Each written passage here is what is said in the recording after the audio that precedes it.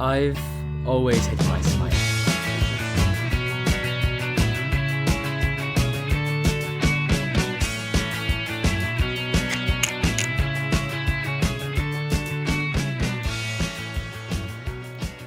For as long as I can remember, happiness triggered this reflex to hide. Covering my mouth, tensing my jaw, or wearing a mask so no one would see my teeth. This habit felt like safety to me. It was able to provide me with a sense of control over how others saw me and protected me from the fear of being judged. And it was truly the one thing that could make me feel safe. This discomfort didn't appear overnight, but rather it grew from these repeated moments when I felt judged or self-conscious. I was always comparing myself to these images and standards that just felt unreachable. Everywhere I looked, all the media I consumed was, quite frankly, unhealthy. Everything made me feel like my own self-expression was surreal. And at the time, there was someone in my life who would always tell me how awful my smile was.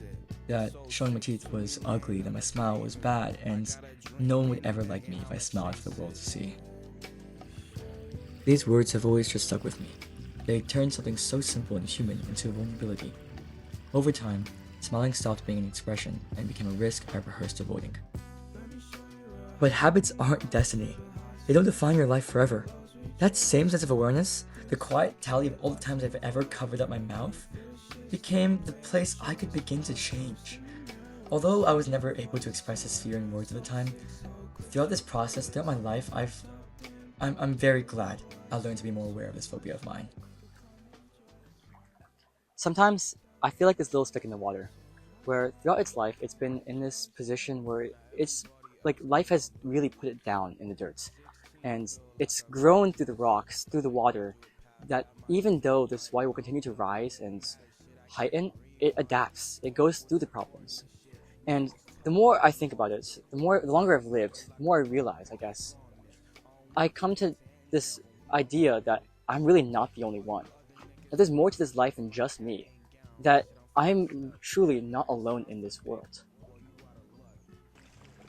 The thing I love about Chico so much is it's about these three little guys who just go about the day and do whatever they want. They have so much freedom. They can express themselves however they want, and every episode follows them as they go throughout the dream. It's just something that really everyone wants to do within the free time, without the constraints of any like external pressure, money, job. But truly, Chikawa is just the embodiment of frolicking in a yard with bunnies, in a sunflower garden where you can lay down and roll down hills. It's really amazing. That's what I can say about it. It's beautiful, and this little guy is, I think, at least I think it's me in another universe. This would be me. This would be me.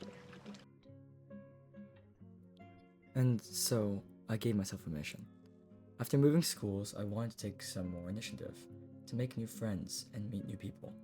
I didn't care about my grades or anything else. I just wanted to focus on myself for once, and taking that time was well worth it.